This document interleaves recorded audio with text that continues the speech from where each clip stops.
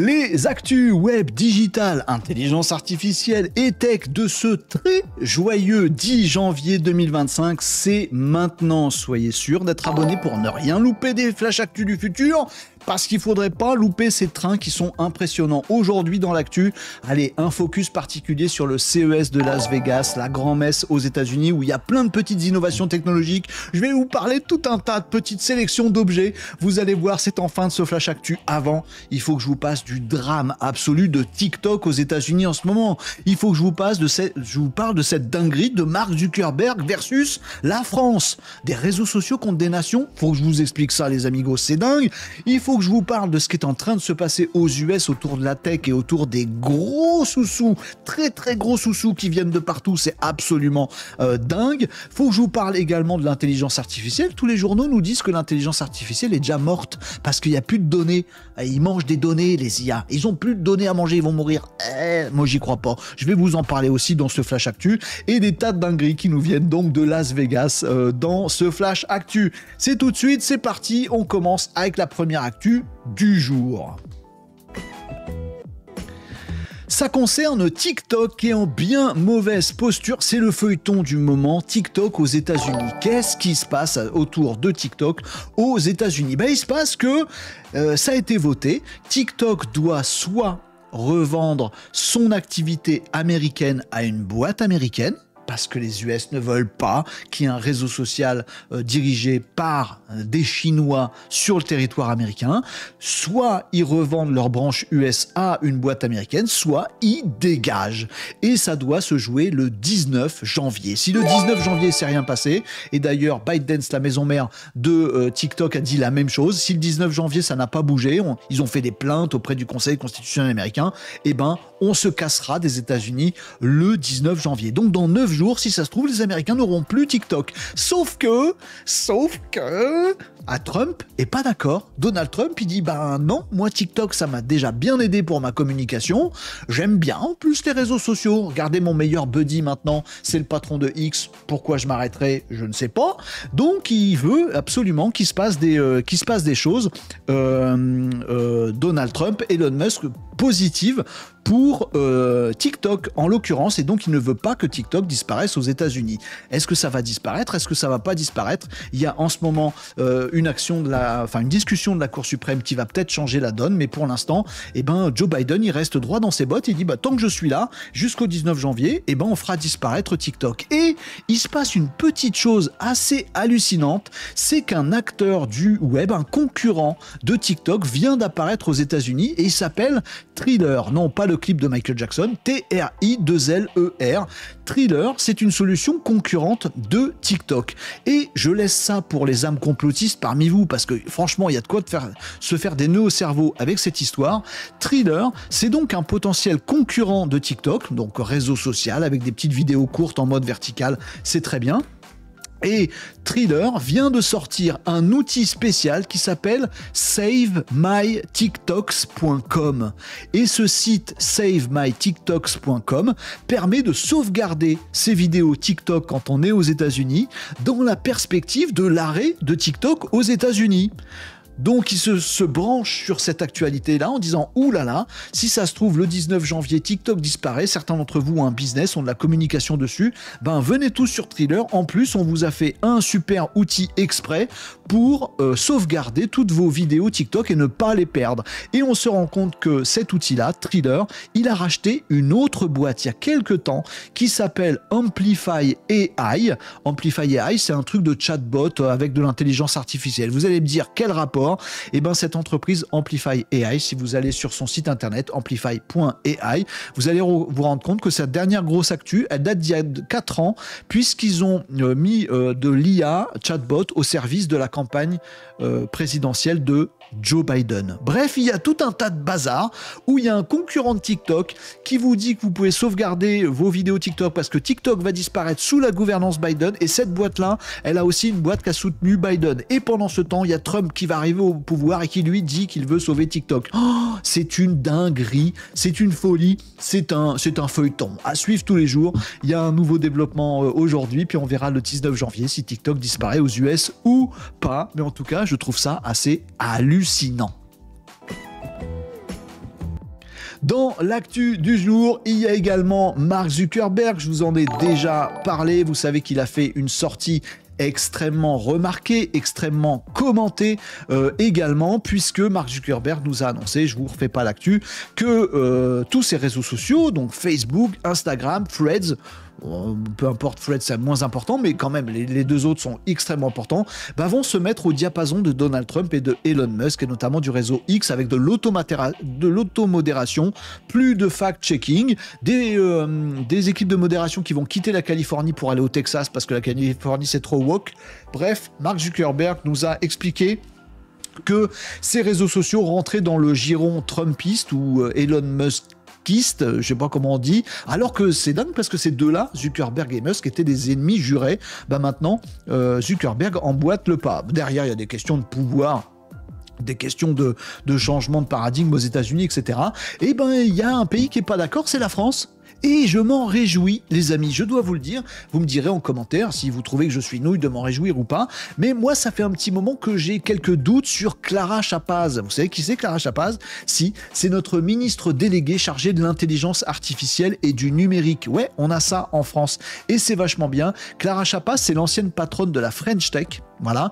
Et en fait, ça m'embêtait parce que depuis qu'elle est en fonction, Clara Chapaz, dans ce gouvernement et dans le précédent, mais il dure tellement peu de temps les gouvernements en ce moment que les mandats sont pas très longs, Clara Chapaz, elle parlait que de la French Tech en étant ministre déléguée ou secrétaire d'État. Alors, elle est censée s'occuper de l'IA et du numérique pour l'ensemble du pays, vous voyez, l'ensemble des pays, aller batailler justement avec Zuckerberg. Et jusqu'à maintenant, elle parlait que de la French Tech. Elle allait boire des coupes de champagne et bouffer des petits fours pour encourager les entreprises de la French Tech. Oui, mais maintenant, elle est ministre. Voilà, je suis content. Clara Chapaz, elle est ministre déléguée. Elle monte au front contre Mark Zuckerberg. Qu'est-ce qu'elle nous dit, Clara Chapaz? Elle nous dit quelque chose qui me paraît totalement sensé, mais vous me direz en commentaire ce que vous en pensez. Alors j'avais un peu peur parce que avant-hier, annonce de Mark Zuckerberg, Clara Chapaz avait fait un petit communiqué en disant « J'ai appelé Meta France et apparemment ça va ». Non, du coup, elle s'est quand même un peu inquiétée. J'avais mis une grosse alerte là-dessus.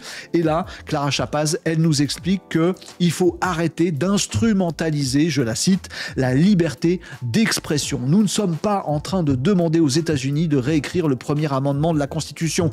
Pourquoi elle dit ça, Clara Chapaz? Parce que la France dit, non, nous, on n'est pas d'accord avec le changement de réglementation américain de Facebook, de X, etc. Ça ne nous regarde pas. Nous, en France, on a des règles qui définissent la liberté d'expression. Aux États-Unis, ils ont aussi des règles qui définissent la liberté d'expression. Et chacun ses règles, et c'est très bien. Mais de quel droit on aurait, nous, en France, les règles d'un autre pays ? Et inversement, ce serait pareil dans l'autre sens. Clara Chapaz, elle nous le dit, arrêtez de me dire liberté d'expression, machin. On a de la liberté d'expression en France, et il y a des règles françaises autour de la liberté d'expression, et c'est pas les mêmes. Donc, arrêtez de nous dire que quand on est pour la modération intelligente, on est contre la liberté d'expression. C'est débile, nous dit Clara Chapaz. Elle nous dit aussi, ils n'ont pas à nous demander, les États-Unis, notamment les réseaux sociaux américains, maintenant Facebook, Instagram en plus de X, ils n'ont pas à nous demander, je cite Clara Chapaz, de repenser la manière dont nous garantissons la liberté d'expression ici en France. Bravo, Clara Chapaz, moi je suis d'accord avec vous. Maintenant, il faut qu'on définisse nos règles. Et il faut qu'on les applique aussi. Il faut qu'on mette en place tout ce qu'il faut pour nous modérer. Faut pas subir, faut y aller. Mais en tout cas, je suis content parce que Clara Chapaz, là, elle s'occupe d'un dossier international. Elle s'occupe d'un dossier qui correspond aux Français. Elle a peut-être, j'espère, arrêter de s'occuper de la French Tech, et c'est bien parce que c'est son rôle. Donc moi, ça me va très bien, cette sortie. Où est-ce que ça va nous mener? Est-ce que X plus Facebook, plus Insta, plus Threads risque d'être stoppé en France, en Europe, parce que ça correspond pas à nos règles? Est-ce qu'on va avoir un Facebook, un Instagram différent en France qu'aux US parce que chacun a ses règles? Est-ce qu'on va juste rien faire et subir? Qu'est-ce qui va se passer? On suivra cette actualité, elle est très très importante, quasiment au niveau géopolitique et sociétal. Comment fonctionnent nos sociétés avec les réseaux sociaux? C'est un vrai sujet, ça va vous passionner. Dites-moi ce que vous en pensez en commentaire.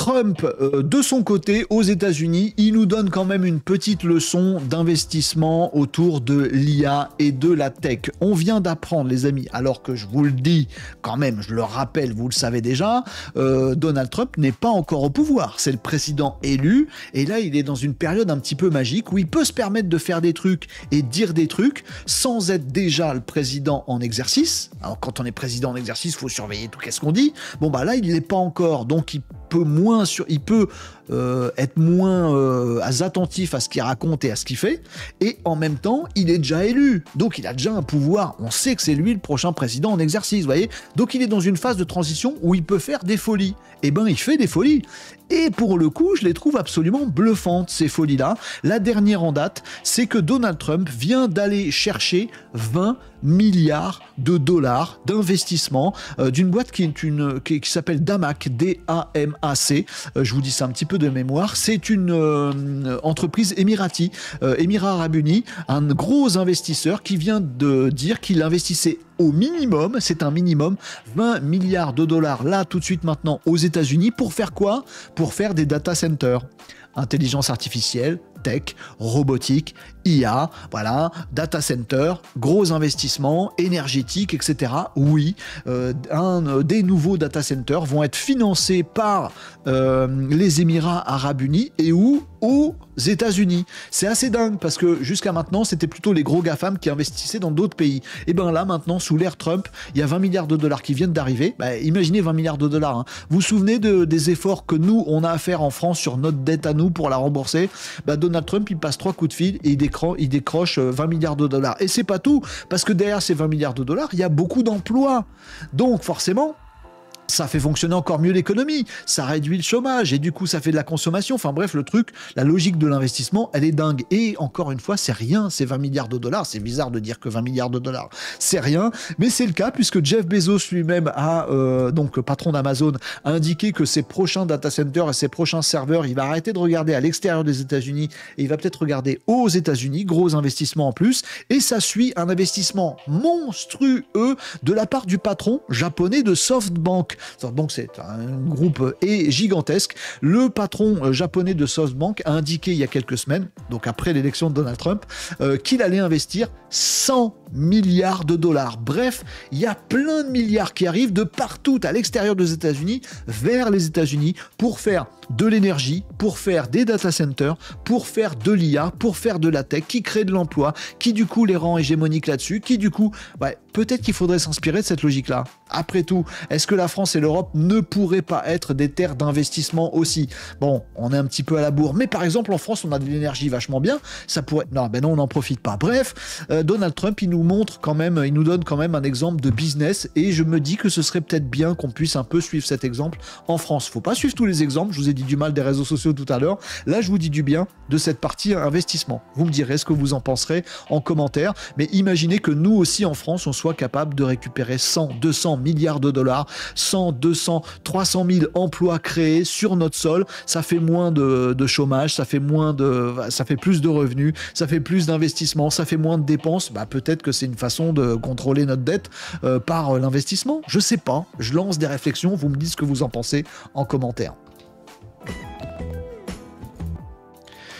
L'IA n'a plus de données. C'est quelque chose qu'on entend partout en ce moment dans les médias. Alors moi je m'interroge parce que habituellement dans les médias on n'entend pas grand chose sur l'intelligence artificielle, pas grand chose d'habitude. C'est vrai, c'est quand même totalement bouleversant toutes ces choses qui se font dans l'IA, et aux journaux télévisés de 20h on en parle très très peu. Là on parle d'un truc, c'est qu'il n'y a plus de données, c'est la galère, l'intelligence artificielle va mal, même des pontes comme Elon Musk, comme même des pontes comme Sam Altman chez OpenAI commencent à dire, alors Elon Musk il le dit carrément maintenant, qu'il se passe une vraie crise de la data pour les intelligences artificielles.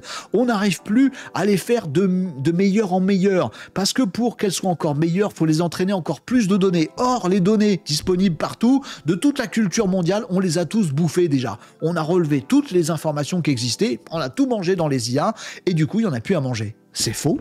Alors déjà, c'est faux. Pensez par exemple que rien que chez nous, à Paris, la Bibliothèque nationale de France, elle est en discussion en ce moment avec Mistral, notre champion français de l'intelligence artificielle. Mistral est en train de discuter avec la BNF pour voir si les IA de chez Mistral pourraient pas avoir accès à tous les ouvrages qui sont à la Bibliothèque nationale de France. Ce qui veut dire que les bouquins qui sont là-dedans, qui sont des monstres culturellement, ils n'ont pas alimenté les autres IA. Donc vous voyez qu'on n'a pas encore mangé toutes les IA de la planète, les données de la planète. Et peut-être qu'on n'a pas encore mangé les plus intéressantes. Deuxième réflexion que j'ai là-dessus, c'est que les amis, ça c'est fait pour entraîner les chatbots comme ChatGPT.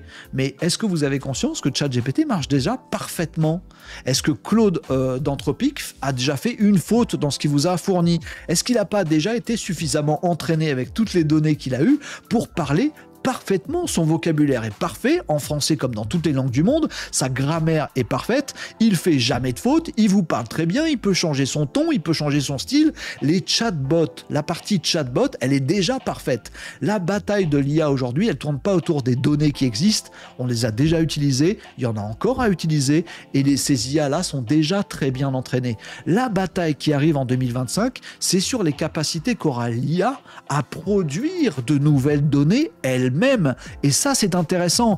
On est sur du O1, du O3 bientôt, des IA qui sont capables de réfléchir, de prendre une information ici, une autre information là, et comme un créatif humain, de pouvoir les associer, et comme un philosophe humain, pouvoir réfléchir dessus pour voir où ça nous mène, et donc créer un nouvel axe, un nouvel angle, une nouvelle réflexion, un nouveau papier sur quelque chose, une découverte qui va, elle, alimenter les autres IA. Donc on n'est plus à l'ère de l'entraînement des chatbots. Selon moi, les chatbots sont déjà parfaits. Ils ont même la voix, ils ont même les discussions en temps réel. Ils sont déjà parfaits selon moi. Il n'y a pas besoin d'en faire des journaux télévisés en disant il n'y a plus de données pour entraîner les chatbots, sont déjà parfaits.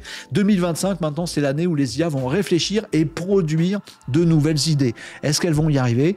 Et je pense que oui. Est-ce que les humains y arrivent? Et pas toujours. Est-ce que c'est pas la bascule qui arrive en 2025 là-dessus? Des IA capables de réfléchir à plus grande échelle que ne le font les humains? Peut-être, on verra bien. Mais ne vous trompez pas de débat. À mon avis, le fait qu'on ait déjà mangé toutes les données, c'est pas du tout une problématique. Peut-être même au contraire, c'est une chance.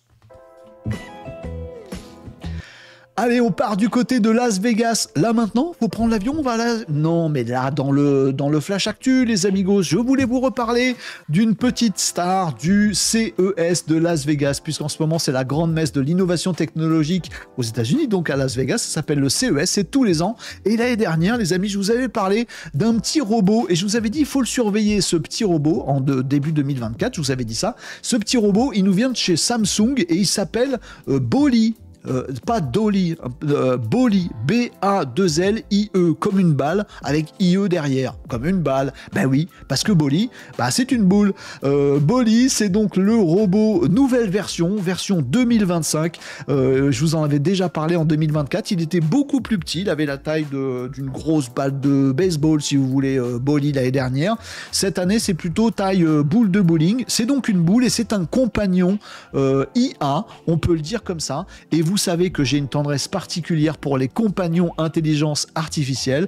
Bolly, donc c'est une boule jaune, il a un écran intégré, il a même plusieurs écrans, il a même plusieurs projecteurs qui sont intégrés, parce que ce truc, Bolly, il va vous suivre partout, il peut vous suivre dans la maison, il peut filmer tout ce qu'il y a autour de vous, il a des lidars pour voir votre appartement, il sait se déplacer sans se cogner dans les murs, et il sait projeter des images, il sait projeter des films. Par exemple, vous pouvez le prendre, vous le mettez sur votre bureau et bim, votre visio avec votre patron ou vos collègues, plutôt que de la faire en vrai sur votre PC, c'est Bolly qui va vous projeter la tronche de vos collègues sur le mur avec un écran, avec une projection laser en haute qualité. Vous avez envie de vous regarder un petit film, plus besoin de télé, vous dites à Bolly, tiens, projette-moi mon dernier épisode de série Netflix, et Bolly va vous projeter sur votre mur ou à votre plafond, si vous êtes en train de vous endormir tranquillement dans votre lit, ça peut être marrant, il va vous projeter une émission, une série, un film, là où vous voulez. Il a 3 petites roulettes sous cette boule jaune, Bolly, il va vous suivre partout. Il a également de la conversation, c'est ce qu'on appelle un compagnon IA. Vous savez que moi je pense que 2025, je vous l'ai dit il y a quelques semaines, Il sera l'année où vont émerger tout un tas de compagnons intelligence artificielle. L'intelligence artificielle, c'est encore abstrait. Ça se trouve dans plein de logiciels sur plein de sites, mais c'est pas physiquement présent dans nos vies. Bolly, c'est un exemple. Alors, je suis pas fan totalement de celui-là. Je l'achèterai pas. On sait pas encore son prix, hein, mais ça va être autour de $1 500, quelque chose comme ça. J'imagine, j'en sais rien, j'ai pas d'infos. Moi, je l'achèterai pas personnellement parce qu'il fait essentiellement de la projection de vidéos et voilà. Mais on commence à voir venir ces compagnons mus par l'IA avec lesquels on va discuter. Alors Samsung ne nous dit pas quelle IA est dedans. Est-ce que c'est ChatGPT? Est-ce que c'est une autre intelligence artificielle? Mais ils nous disent qu'il y a une intelligence artificielle de chat qui est à l'intérieur de notre ami Bolly. Donc voilà, c'est 2025, il s'appelle pas Basile. Vous avez la ref? Bon, pardon pour les jeux de mots débiles, mais en tout cas, ça va être le début. On va voir arriver de plus en plus de compagnons qui vont nous faire penser à Star Wars, à R2D2, à machin. Là, cette fois-ci, c'est Bolly. Et plein d'autres petites folies au CES de Las Vegas. Alors, il y a beaucoup de choses qui sont complètement nounouilles au CES de Las Vegas, comme le petit personnage que vous mettez sur le rebord de votre tasse et qui va souffler dans votre café trop chaud. Oui, vous pouvez souffler tout seul. Bon, il y a des innovations qui n'en sont pas forcément. Nous, ce qui nous intéresse, c'est de savoir si des innovations technologiques, ça peut devenir des progrès. C'est pas la même chose. Et au rang des innovations qu'il faut juger, alors préparez vos petites plaquettes, vos notes de 1 à 10, et jugez-moi ces innovations. On a par exemple Bosch, donc le groupe Bosch, hein, les perceuses, les machins, les outils, etc., qui nous fait un berceau. Ouais, je sais, ça peut paraître un petit peu bizarre. Ils nous font un berceau connecté. Alors, il y a quelques semaines, je vous ai dit, vous verrez, 2025, ce sera l'année où l'IA sera partout, dans tous les objets du quotidien. Je vous ai dit, en 2025, vous verrez apparaître de l'IA dans des micro-ondes, dans des mixeurs, dans tous les objets du quotidien. Vous ne me croyez pas? Pour certains d'entre vous, regardez, Bosch, il vient de nous mettre de l'IA dans un berceau. Vous laissez votre bébé là-dedans et vous êtes inquiet. Si les parents, c'est inquiet. C'est ça leur principal travail tout au long de la journée. Et dans ce berceau Bosch, il y a de l'IA qui analyse, il a une petite caméra au-dessus du berceau, il analyse le bébé, il regarde son rythme cardiaque, son souffle, il regarde s'il n'est pas en train d'avoir la couverture qui lui recouvre le visage et du coup il va avoir trop chaud, il regarde s'il n'est pas en train de se réveiller, il vous prévient, bref, de l'IA, même dans des berceaux. Alors quand je vous disais qu'il y en aurait partout de l'IA, vous voyez qu'il y en a vraiment partout, même dans les berceaux. Je suis pas sûr que ce soit un progrès, mais c'est une innovation. Un truc qui me semble être un progrès par contre, c'est Omnia. Qu'est-ce que c'est Omnia? C'est de l'IA aussi, mais dans quoi? Alors dans quoi on va mettre de l'IA maintenant? Les amis, dans un miroir. Comment? Oui, j'ai beaucoup aimé Omnia, qui nous est aussi présenté au CES de Las Vegas. Donc c'est un miroir, donc on aura tout ça dans nos maisons, ça j'en suis sûr, dans quelques années. Le fameux miroir de la salle de bain, vous savez, où il y a de la buée, tout ça machin. Demain, il n'y aura pas que de la buée, il y aura des informations en surimpression sur ce miroir. Vous vous positionnez dessus, peut-être vous avez aussi une montre connectée, une bague connectée, un autre device qui vous accompagne toute la journée. Et quand vous êtes devant votre miroir, il vous analyse, il vous pèse en même temps, il y a une petite dalle en dessous, il regarde si vous avez bonne mine ou pas, il reprend vos informations de vos objets connectés pour vous dire, aujourd'hui, t'as fait assez de sport, c'est vachement bien. Tiens, ta santé, elle va plutôt pas mal. Tiens, ton rythme cardiaque, il est plutôt comme ça. Donc, il va vous donner dans le miroir en surimpression, c'est à la fois un écran et un miroir, tout un tas d'informations de santé sur vous. Ça s'appelle Omnia, c'est en train d'être présenté au CES de Las Vegas. Je sais pas combien ça coûte, j'ai pas le prix, mais ça, à mon avis, ça va faire un petit carton dans quelques années. On a tous des miroirs avec de l'IA dedans. Vous l'auriez cru il y a quelques mois qu'on pourrait avoir de l'IA dans un miroir? Maintenant, moi je le veux ça. Alors autant Bolly, je suis pas sûr, autant Omnia, j'aime beaucoup. Dans quoi d'autre on pourrait mettre de l'IA? Oui, vous allez me dire dans des lunettes, mais ça tout le monde le fait déjà. Oui, mais vraiment dans des lunettes? Ouais, les amis, c'est aussi le cas puisque c'est une entreprise cette fois-ci chinoise qui s'appelle Hallidays qui a présenté des lunettes IA, des lunettes connectées. Oui, comme Meta, comme tout le monde. Non, pas comme tout le monde, puisque ces lunettes Hallidays, elles ont la particularité, enfin ça y est, d'avoir un projecteur holographique, en gros des inscriptions qui vous apparaissent. Alors c'est impossible à montrer et à filmer puisque c'est des inscriptions qui vous apparaissent de façon très très claires et nettes, vous disent-ils chez Alidays, qui vous apparaissent dans vos lunettes. C'est pas juste de l'IA et une caméra dans les branches de lunettes et des choses qui vous parlent dans les branches qui sont au-dessus de vos oreilles. C'est aussi un écran en surimpression qui, par exemple, peut vous écrire la traduction simultanée en français d'un interlocuteur qui vous parle en anglais, qui peut, dans une réunion, vous prendre des notes et après vous retrouvez ça sur votre téléphone portable, qui peut, par exemple, vous donner des indications sur impression. Il y a un petit projecteur qui projette en laser des informations devant vos yeux. C'est pas que un écran, c'est pas que une caméra, c'est un mini projecteur laser à l'intérieur de l'écran. Peut-être que c'est le futur des lunettes connectées. Là aussi, il y a une bataille qui s'enclenche autour des lunettes intelligence artificielle. Peut-être que ces Chinois de chez Hallyday, on ne nous dit pas quelles IA sont dedans, vont remporter la mise à la fin, je ne sais pas. Qu'est-ce qu'on a vu d'autre au CES de Las Vegas? Dans quoi on pourra mettre des IA? Bon, ça suffit, dans les aspirateurs, il y en a déjà, par exemple. Oui, mais qu'est-ce qu'il leur manque d'autre aux aspirateurs pour être bien futuristes? Je sais pas, par exemple, un bras. Oui, ça c'est ce que nous sort et c'est mon dernier petit partage du CES de Las Vegas, un peu plus gadget. Le dernier Roborock, donc c'est des robots aspirateurs. Là c'est le Saros Z70, vous pourrez faire une recherche si vous voulez voir des images dessus. Il fait quoi de plus cet aspirateur? Il aspire mieux, il aspire plus? Non, il a un bras.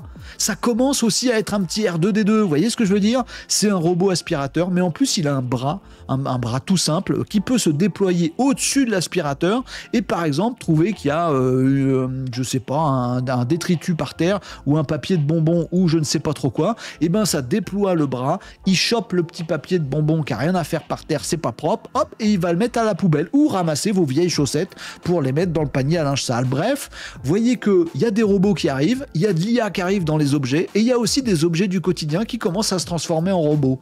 Est-ce que 2025 va pas être fantastique? Mais oui les amis, c'est sûr. Voilà les petits appareils, des petites innovations qui m'ont marqué au CES de Las Vegas, qui a lieu encore en ce moment. Il y aura d'autres petites dingueries qui apparaîtront dans les jours qui viennent. Non, voilà les trucs rigolos à base d'intelligence artificielle en tout cas.